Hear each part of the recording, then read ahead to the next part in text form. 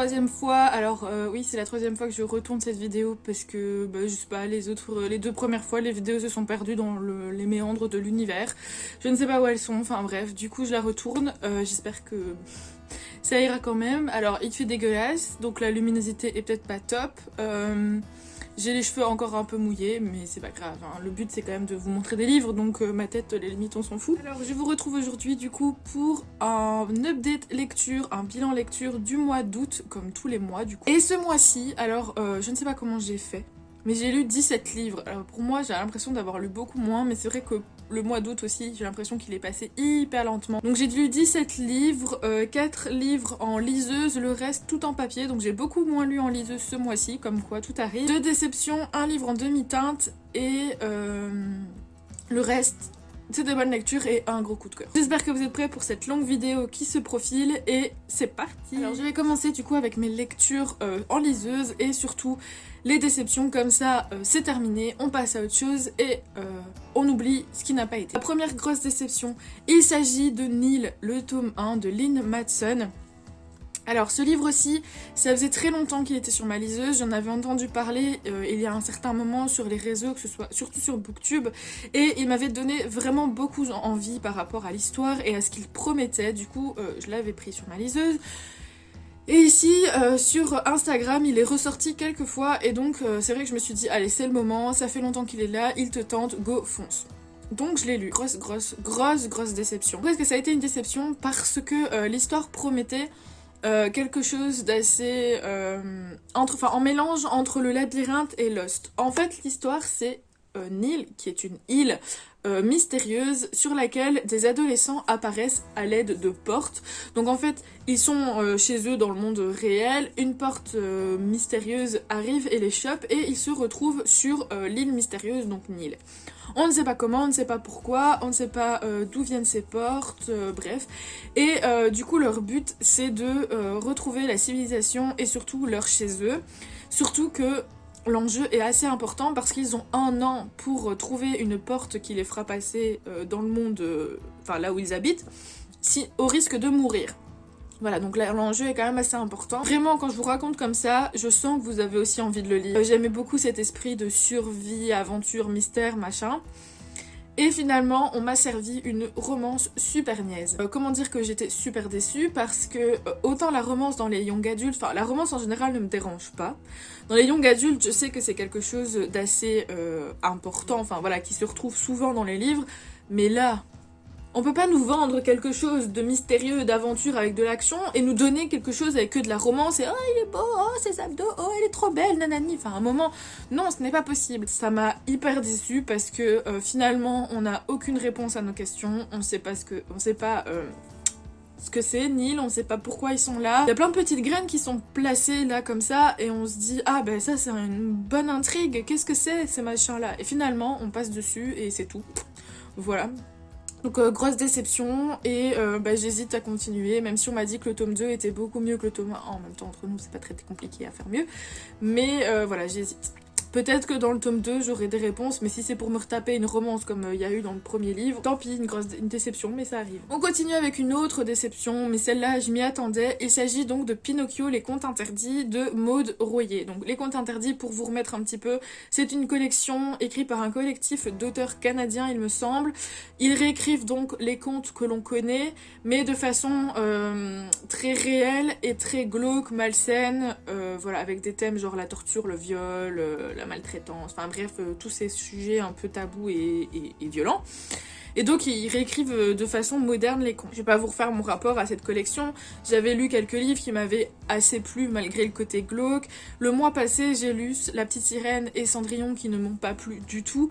Et ici j'ai redonné sa chance à la collection en lisant Pinocchio. J'ai pas du tout aimé parce que dans ce livre on ne va parler que de maltraitance animale et de sexe. C'est ça tout le long, c'est très redondant, il y a aucune histoire, il y a aucune profondeur. Enfin les personnages sont juste hyper chiant, enfin voilà, on s'y attache pas. Même dans Cendrillon et dans La Petite Sirène, les personnages avaient quand même un petit background qui était quand même intéressant et voilà, on pouvait s'y attacher un petit peu. Autant dans celui-là, Pinocchio, enfin le Patrick, le personnage qui représente Pinocchio, est complètement détestable, dégueulasse. Et puis autant dans les autres, c'est constant le dégueulasse, on va dire. Là, c'est dégueulasse, malsain, et puis tout d'un coup, c'est le summum, enfin bref. Peut-être que c'est aussi l'écriture de l'autrice que je n'ai pas appréciée, je ne sais pas. En tout cas, mon intérêt pour cette collection commence petit à petit, même devient très très faible.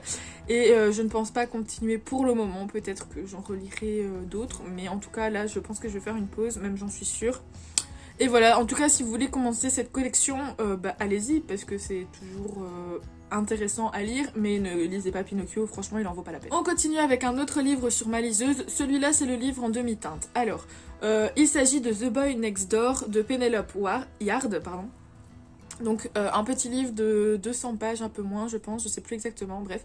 Et je l'avais lu parce que, encore une fois, romance, vous connaissez mon rapport à la romance, transition, tout ça, bref. Ça faisait très longtemps aussi qu'il était sur ma liseuse et je m'étais dit, ok bon allez je vais le lire comme ça me fait un roman de transition et en même temps je le bazarde, enfin je passe à autre chose avec ce livre là et puis c'est bon. Surtout qu'il était pas très long, donc c'est une agréable lecture mais sans plus, enfin franchement... il casse pas trois pattes à un canard, vraiment. En fait, l'histoire, c'est une jeune femme qui s'est fait quitter par son amour de toujours pour une autre femme et du coup, elle déménage d'appartement et de ville.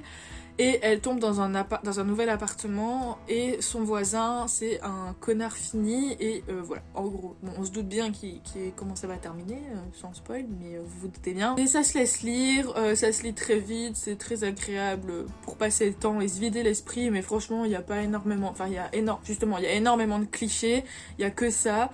Les sentiments, c'est pas non plus... Enfin, on n'est pas ému ou on n'est pas émoustillé non plus. C'est pas un livre transcendant, mais il est pas nul non plus. Et enfin, je vais vous parler du dernier livre que j'ai lu sur ma liseuse. Celui-ci, c'est pas un coup de cœur, mais je l'ai quand même beaucoup aimé. Il s'agit de The Air He Breathes de Brittany C. Sherry. C'est le premier tome de la saga Elements, mais c'était tome indépendant. Dans cette histoire, on va suivre donc Liz, qui est une jeune femme avec un enfant, Emma, qui a 5 ou 6 ans, et qui perd son mari, son amour de toujours, dans un accident de voiture. En parallèle, on va suivre aussi l'histoire de Tristan qui, lui, va perdre sa femme et son fils dans un accident de voiture également. Le hasard fait bien les choses, ces deux personnes vont se retrouver voisins et donc forcément se rapprocher par rapport au malheur qui leur est arrivé, etc. Et c'est les seuls à se comprendre, bref. Vous voyez l'histoire, donc le cliché. Surtout que Tristan va vraiment incarner le mec désagréable au possible, ermite, qui ne laisse personne s'approcher parce qu'il a plus rien à perdre vu qu'il a déjà tout perdu. Et Liz, elle, va remplir le personnage naïf, gentil, qui voit le bon partout et qui veut que Tristan soit mieux et qui fait tout pour que sa fille soit heureuse. Enfin bref, un peu les clichés. Je pense que la force de ce livre, surtout, c'est la façon dont l'autrice a écrit les sentiments, la façon dont elle peut faire ressentir les sentiments au lecteur, parce qu'il m'est arrivé une ou deux fois d'avoir les larmes aux yeux, j'ai même versé les larmes carrément. J'ai déjà entendu ça avec Eleanor and Gray et London and Shea. Souvent les gens disent que c'est des larmes à profusion quand on lit ces livres et en tout cas dans celui-ci, donc The Air He Breathes, je l'ai ressenti. Donc je pense clairement que c'est son point fort à l'autrice. Maintenant l'histoire elle est cliché aussi comme on aime, enfin voilà il y a énormément de coïncidences. C'est comme par hasard ils perdent tous les deux des gens importants chez eux et bim ils se mettent ensemble, enfin bref. Voilà, c'est pas très recherché dans l'histoire, mais ça se laisse lire. Et par contre, ce qui m'a vraiment déçue, c'est la fin, que j'ai trouvé juste sans intérêt et clairement pas appropriée au livre. Enfin, j'ai eu l'impression d'avoir basculé dans une série américaine d'adolescents mal faite, vraiment, parce que c'était pas nécessaire de rentrer dans le dramatique à ce point-là, et dans le mystère, et dans le thriller, enfin bref. En fait, j'ai l'impression que l'autrice a juste voulu mettre de l'action parce qu'elle trouvait que son livre était pas assez dans l'action justement et elle a mis de l'action là où il n'y avait pas besoin d'en mettre. Ça m'a bagagé ma lecture, mais c'est vrai que quand je suis arrivée à ce moment-là, j'étais là et j'ai levé les yeux au ciel et j'ai plus très pleuré, enfin c'était fini, mon intérêt pour ce livre était terminé. Mais bon, je vous le conseille quand même si vous aimez la romance, si vous n'êtes pas très enfin si vous n'avez pas peur des clichés, et voilà, c'est une bonne lecture de transition encore, très agréable et très bien écrit surtout. J'en ai terminé du coup avec mes lectures en liseuse, mais pas avec ce update lecture, et non désolé, il vous reste encore quelques minutes à regarder. Je vais vous présenter maintenant 2 livres que j'ai lus donc et que je vous ai déjà présentés dans une des dernières vidéos. Il s'agit de 2 Twisted Tales, donc Tout droit jusqu'au matin de Liz Braswell, donc la réécriture de Peter Pan, et Réflexion de Elizabeth Lim, la réécriture de Mulan. Je ne vais pas vous en reparler en long et en large parce que c'est ce que j'ai déjà fait dans la vidéo dédiée à la collection Twisted Tales. Donc si ça vous intéresse, je vous la mets en barre de description. Là, je donne mon avis et je présente chaque livre de la collection que j'ai lu en tout cas, dont ces 2-ci. Mais en 2-3 mots, alors Peter Pan beaucoup aimé, mais petite déception parce que je m'attendais pas trop à cette histoire-là, et Réflexion avec Mulan, un gros coup de cœur, voilà. Mais si vous voulez en savoir plus, je vous invite à aller voir la vidéo dédiée à ça. Je vais maintenant vous présenter une trilogie que j'ai terminée. Alors si vous me suivez un peu sur Instagram, en juin, j'avais eu dans l'idée de me challenger et de terminer au maximum les sagas que j'ai déjà commencées. Donc c'est vrai qu'au mois de juin, j'avais réussi à en terminer. Je pense que je vous ferai une vidéo sur les sagas terminées. Et ce mois-ci, j'ai donc réussi à nouveau à en terminer une. Si vous m'avez suivi aussi dans mes vidéos, etc., il s'agit du Vent de Feu. Donc le tome 1, le tome 2, le tome 3 de William Nicholson. J'en ai déjà parlé dans ma vidéo où je présente mes sagas d'enfance et d'adolescence. Donc si ça vous intéresse, encore une fois, je vous remets... En fait, si je réexplique pas tout, c'est pour vous éviter une vidéo trop longue. Mais voilà. Dites-moi si ça vous va ou si vous préférez que je me répète. Moi, c'est le même, c'est pour que les vidéos soient pas trop longues, mais en soi, je pourrais me répéter pendant 20 ans. En bref, l'histoire, c'est que ça faisait plus d'une dizaine d'années que j'avais cette trilogie et que je ne l'avais jamais finie parce que je n'avais pas le tome 3 à ma possession. Et le temps a fait que j'avais complètement oublié son existence et donc je l'ai jamais terminé. Récemment, du coup, avec ce challenge, je m'étais dit que j'allais le terminer. J'avais parlé du fait que je n'avais jamais eu ce tome 3 et ma maman me l'a acheté après avoir vu ma vidéo. Donc ça y est, j'ai enfin pu terminer cette trilogie et quel plaisir. Voilà, j'avais un peu peur parce que comme je vous dis, ça fait quand même une dizaine d'années, plus d'une dizaine d'années que je l'avais commencé et j'avais peur de... Enfin, la voir autrement, parce que voilà, il y a quand même plus de 10 ans qui se sont écoulés, donc mon regard de lectrice a changé. Et finalement, c'est vrai que mon regard a changé, mais c'était pas négatif. J'ai lu ça d'une façon différente. Autant il y a 10 ans, je le voyais très enfantin et j'avais pas conscience de tous les sujets abordés et des enjeux. Mais là, voilà, avec un autre regard, c'était plus intéressant. C'est à partir de 11 ans, mais franchement, je trouve qu'elle en vaut vraiment la peine, même pour des adultes. Enfin, j'ai 25 ans et j'ai pris un plaisir immense à la relire. Et c'est pas que la nostalgie qui parle. Je vais faire un bref récapitulatif de tous les tomes. Donc, pour le tome 1, j'ai beaucoup aimé. Il est plus enfantin, je trouve. C'est le plus enfantin des 3. Et pour moi, il se suffit à lui-même dans le sens où, enfin vraiment, l'auteur aurait écrit un seul tome, enfin ce tome 6, ça aurait suffi. Parce que l'histoire se termine à la fin. Le monde est très très loufoque, mais c'est ce qui est vraiment... c'est ce qui fait la force de ce livre. Alors les personnages, forcément, ils ont entre 11 et 12 ans, donc voilà, on ressent l'immaturité et la jeunesse. Mais franchement, ça ne gâche rien et c'était une très bonne lecture, très agréable. Par contre, les 2 autres tomes, toujours aussi agréables, mais là, on sent que l'auteur fait évoluer ses personnages, que ces personnages sont plus âgés et que les enjeux ne sont pas les mêmes. On retrouve des éléments du premier tome qu'on pensait insignifiants mais qui finalement ont un énorme sens dans les 2 prochains tomes et surtout on aborde des thèmes qui sont assez problématiques on va dire et ils sont très bien abordés pour des enfants. Donc on va parler d'esclavage, il y a des morts aussi, on parle du rapport à l'autorité, la peur que l'autorité peut engendrer sur certaines personnes. Enfin l'esclavage quoi. On parle de sacrifice, on parle de mariage forcé, enfin voilà, vraiment c'est... Enfin on parle aussi du rapport à la beauté. Enfin vraiment il y a énormément de thèmes qui pourraient passer inaperçus comme ça, mais ils sont très très bien abordés et je trouve que cette trilogie pour les enfants et les amener à se poser des questions sur tout ça, c'est plutôt intéressant. Voilà, et même pour des personnes plus âgées, franchement c'est super chouette et l'avoir lu avec mon regard maintenant de jeune femme de 25 ans, c'est toujours super agréable et j'ai vraiment beaucoup aimé. Je me suis beaucoup attachée au personnage. Alors le 3e est beaucoup plus loufoque et plus psychédélique que tous, mais de façon plus mature. Le deuxième est plus terre à terre, toujours dans cette ambiance dans cet univers un peu loufoque, mais beaucoup plus terre à terre. Je vous la conseille, c'est vraiment une trilogie. Si vous aimez le fantastique, la jeunesse fantastique, je vous la conseille vraiment. Elle est super bien, incroyable, et elle vaut la peine d'être connue. Alors je continue avec une deuxième trilogie que j'ai terminée, celle-ci en lecture commune. Comme d'habitude, je vous mettrai les Instagram des personnes avec qui je fais mes lectures communes dans la barre de description si ça vous intéresse d'aller voir ce qu'elles font sur Insta. Je vous avais présenté le premier tome, vous le voyez, il est là.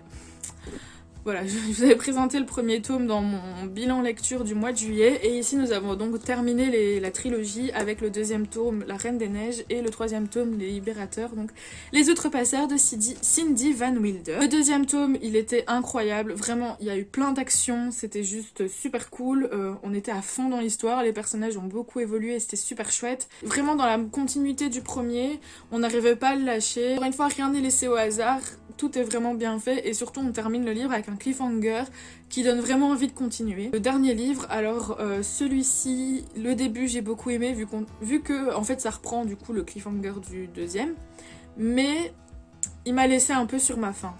Pour deux raisons. Première raison parce que à partir du chapitre 12, je pense, et pendant une dizaine de chapitres encore après, c'est très très long.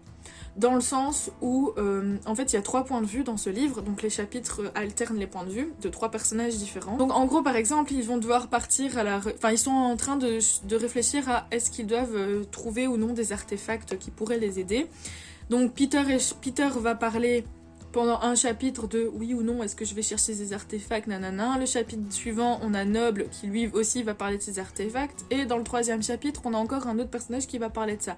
Et c'est ainsi de suite pendant au moins une dizaine de chapitres pour d'autres sujets. Mais voilà, pendant ce temps-là, le temps qu'ils réfléchissent à ce qu'ils vont faire, il se passe rien. Et finalement, en fait, on se rend compte à la fin que toutes leurs élucubrations pendant autant de chapitres n'ont servi à rien parce qu'ils ne mettent rien en place. Voilà. Donc un peu de longueur pour rien. J'ai trouvé ça dommage parce que du coup ça a fait retomber comme un soufflet mon intérêt pour ce livre. Et puis du coup la fin, je l'ai pas du tout aimée. Dans le sens où je l'ai trouvé très facile, très rapide scénaristiquement parlant. En fait je pense que j'en attendais trop par rapport... En fait, ouais, c'est ça je crois. Les 2 premiers tomes ont envoyé tellement du lourd que je m'attendais à une apothéose pour le 3e tome. Et finalement je l'ai pas eu. Donc petite déception pour ça, malgré tout je regrette pas d'avoir découvert cette trilogie et de l'avoir lue, surtout en lecture commune parce que c'était super agréable. Il y a quand même énormément de références à des classiques littéraires ou à des contes ou à des mythologies et c'est vraiment super chouette. Il y a beaucoup de notes de bas de page qui expliquent des choses donc de la culture générale, donc c'est super intéressant.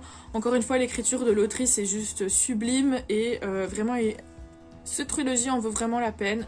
Même si la fin n'était pas à la hauteur. Mais ça n'engage que moi encore une fois, et ça ne veut pas dire que si vous lisez la trilogie, vous serez d'accord avec moi, peut-être que vous allez trouver la fin super cool. Mais voilà, après ça c'est le problème, quand on envoie du pâté dans les premiers, il faut que la fin de la trilogie suive, sinon c'est dommage. Je continue avec une autre lecture commune que j'ai faite ce mois-ci, du coup, là c'est une tétralogie, donc 4 tomes. J'ai lu les 2 premiers tomes pour le moment, le premier seulement en lecture commune, le deuxième je l'ai lu toute seule. Il s'agit de Skeleton Creek, donc le tome 1 Psychose et le tome 2 Engrenage, donc il y a encore 2 autres tomes mais ça je vous les présenterai quand je les aurai lus. De quoi ça parle? En fait on va suivre l'histoire de Ryan et Sarah qui sont meilleurs amis et en fait ensemble ils font un peu les 400 coups, ils se mettent toujours en danger et clairement ils sont dangereux ensemble quoi. Ils s'entraînent un peu vers les problèmes l'un et l'autre. Ils habitent à Skeleton Creek et dans cette ville, dans la forêt, il y a une drague. Alors si j'ai bien compris, une drague c'est une sorte de maison bateau qui permettait de extraire de l'or. Donc il y avait des gens qui travaillaient dessus. Malheureusement cette drague a dû fermer parce que, pour plein de raisons et surtout parce qu'il y a eu un mort. Elle a fermé mais le bâtiment est toujours là. Et Sarah et Ryan qui aiment bien faire n'importe quoi décident un peu d'aller enquêter dans cette drague et ils y vont pendant la nuit bien évidemment parce que sinon c'est pas drôle. Arrivés là-bas donc ils explorent et puis tout d'un coup Ryan tombe parce qu'il a eu peur de quelque chose et il se casse la jambe.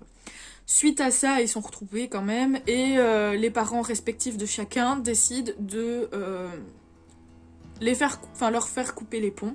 Ils ne peuvent plus communiquer, ils ne peuvent plus se voir parce que les parents estiment qu'ils sont trop dangereux l'un pour l'autre et donc voilà, ils essayent de les séparer. Ça ne marche pas vraiment parce que leur amitié est quand même beaucoup plus forte que ça. Ils arrivent quand même à communiquer, surtout que Sarah, quand elle a une idée en tête, elle ne l'a pas ailleurs et elle décide d'enquêter sur la drague parce que ce qui s'est passé le jour de l'accident, c'était quand même vachement suspect.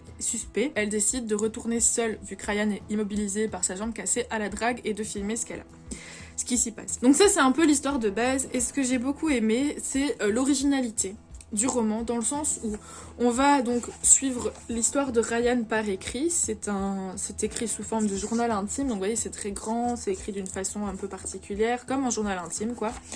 Et à côté, en parallèle, on a les vidéos de Sarah. Donc dans le livre, on a des mots de passe qui nous permettent d'accéder à des vidéos qui donnent un surplus d'informations. Enfin, pas un surplus, mais un supplément, voilà. Un supplément d'informations à l'histoire.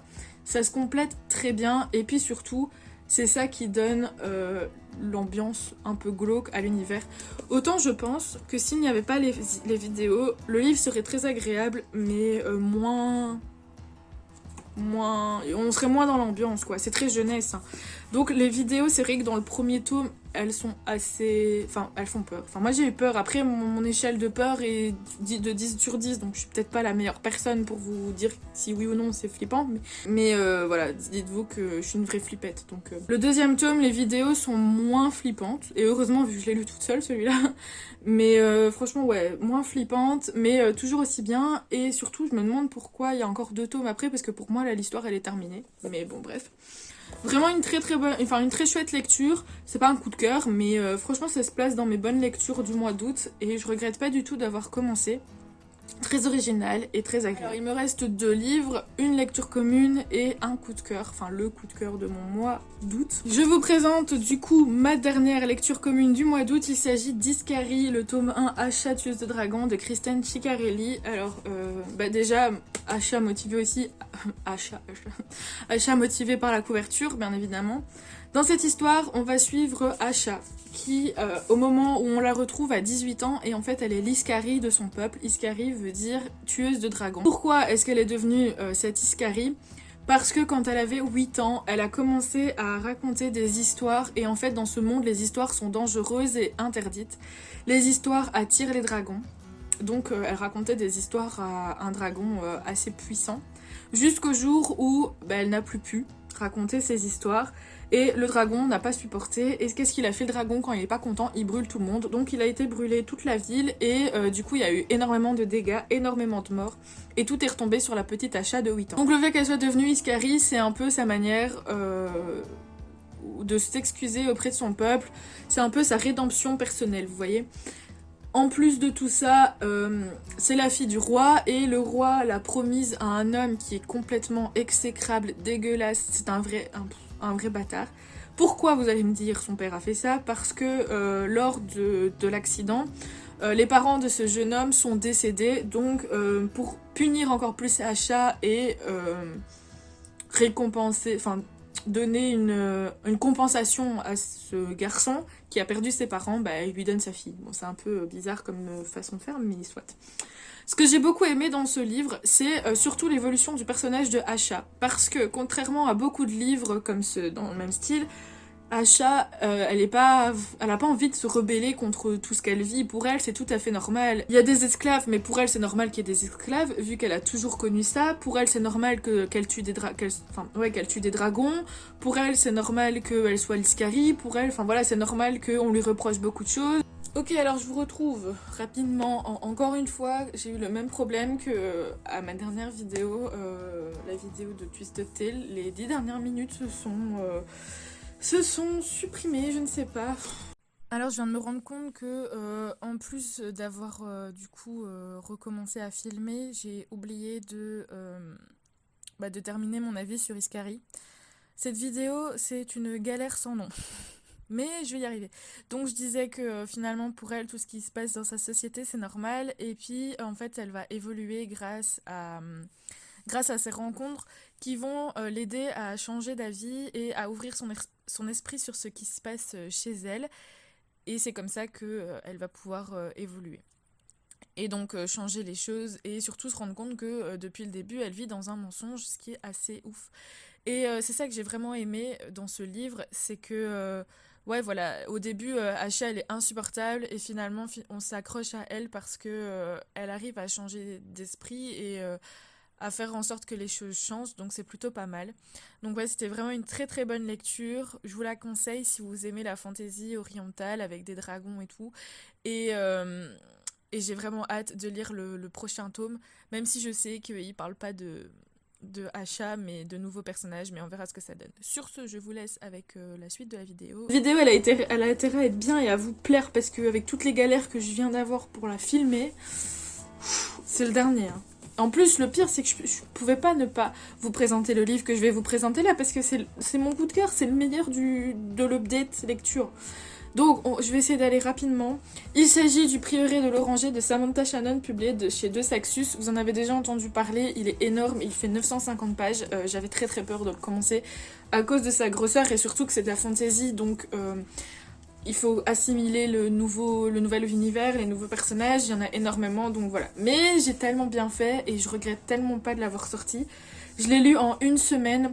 Je vais pas essayer de vous résumer l'histoire parce que c'est beaucoup trop compliqué. Je suis pas très douée, j'ai peur de vous embrouiller, donc si ça vous intéresse, n'hésitez pas à aller vous renseigner par vous-même en lisant le résumé, etc. Moi, je savais pas trop de quoi ça parlait, à part que ça parlait de dragons, de reines, voilà, que c'était les femmes mises en avant, et voilà, mais sinon à part ça, je me suis laissée embarquer totalement, et c'était une très très bonne expérience de lecture, je vous la conseille vraiment. Alors qu'est-ce que j'ai aimé dans ce livre ? Plusieurs choses, d'ailleurs. Déjà, j'ai aimé l'univers qui est dingue, super bien construit, super complet. On a vraiment plusieurs royaumes et Rénome, on a les deux, avec leurs propres lois, leurs propres croyances, leur propre religion. Donc vraiment, tout est très complet, tout est très différent et c'est vraiment super agréable à lire.